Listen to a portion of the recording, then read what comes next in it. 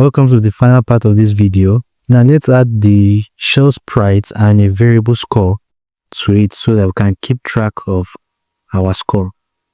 And the first thing I'm going to do is to upload my shell, reduce its size to 40, convert it to vector, and then I'm going to go to events, when green flag clicked, then I'll go to variables and create a new variable by clicking on make a variable. I'll give it score,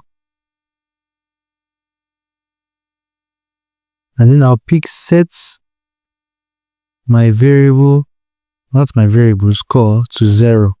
Then the next thing I'm going to do is to go back to motion.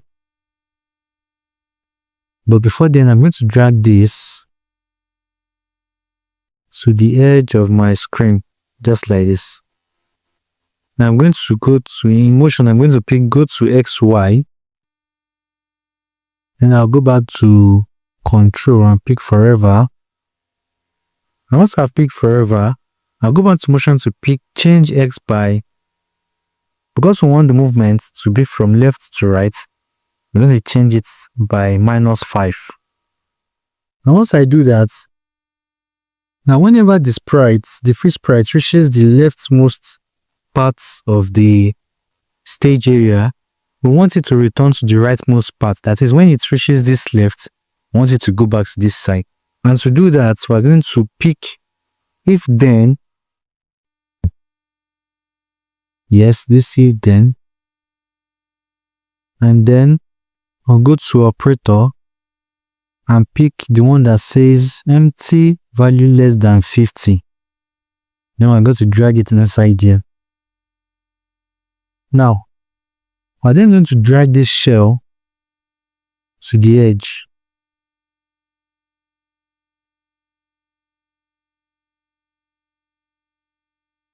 As you can see now, we've moved our shell from this right part to this left part.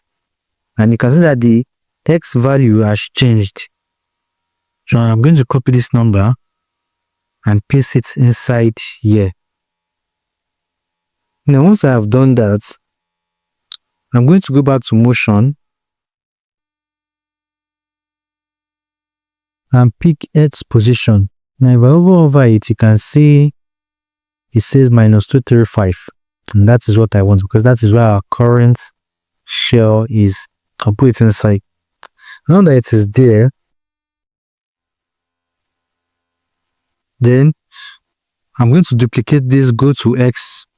I'm going to duplicate this, bring this down, take this away, and put this inside. So if I click on this now, okay, that is because of our, let me click on this again.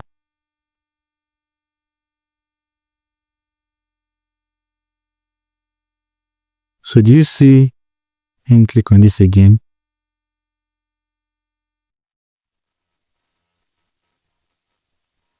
So you can see that it is going back, it is starting from here back with what we've done now. And the next thing that we need to do now is we need to increase the value of our variable score. So then to do that, we're going to go back to control, pick if then, I'll put it inside here, and now we're going to go to sensing and pick touching mouse pointer.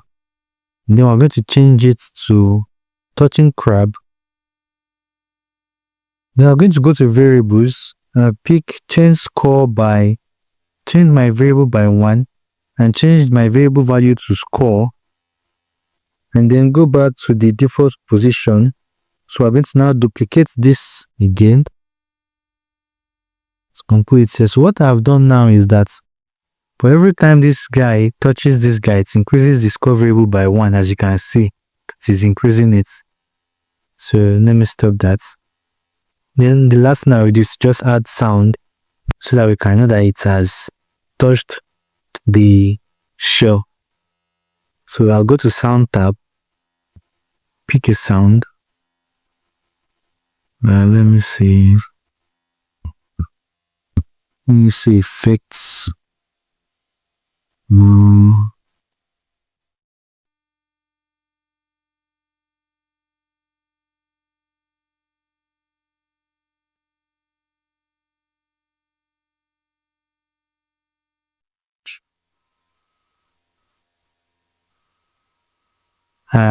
Sorry for taking time. Okay, add bytes. Okay. Let's take bytes.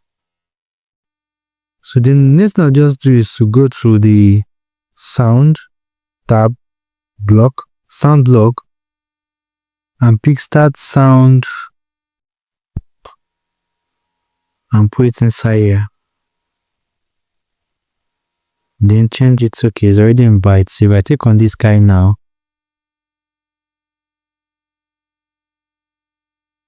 okay, it says game over. I'll play it again.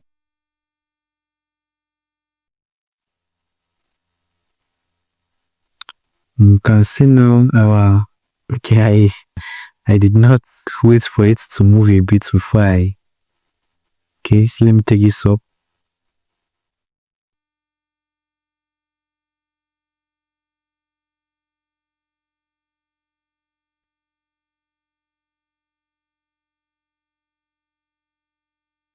And as you can see, there you have it. Now our game is working perfectly.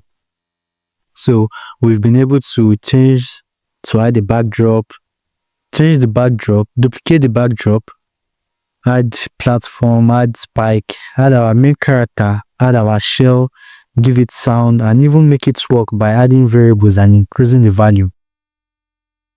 And that's it. We've built a full scratch game with platform, spike, a crab character, scoring, and sound.